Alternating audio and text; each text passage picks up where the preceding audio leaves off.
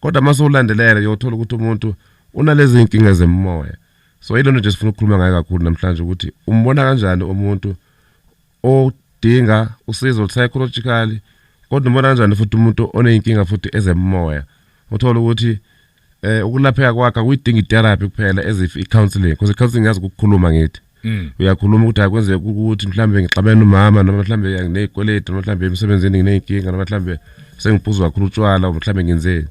I-therapy le ukuthi uthola usizo ukuthi iqale kuphi yonke lento ulandela ama causes ukuthi wena kwenzakaleni kulakho side. Kodwa kulokhu okuspiritual uthola ukuthi umuntu uneyinkinga ezakamoya. Based on mhlambe amaphupha anawo based on izinto ezenzekile empilweni yakhe kuba kuningi othi mokuhlanganisa uthola ukuthi hayi manje lo muntu lo khona into emhluphayo kufanele ayilungise yakubo omhlambe yakhe omhlambe yomndeni.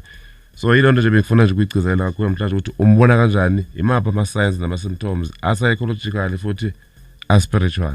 Noma mhlambe umuntu kade mhlambe kwakumele athole like umuntu esingathi une calling unobizo lwakamoya kodwa uloke baleka. So hamba beneyinkinga kodwa ke zivela psychological bengathi mhlawumbe no depression ne stress but mawuthi uyalandelela uyathola ukuthi hayi manje lo muntu lo unenkinga zasekhaya noma unenkinga zemoya. So yilonto besifuna ukukhuluma ngayo nomkhulu namhlanje.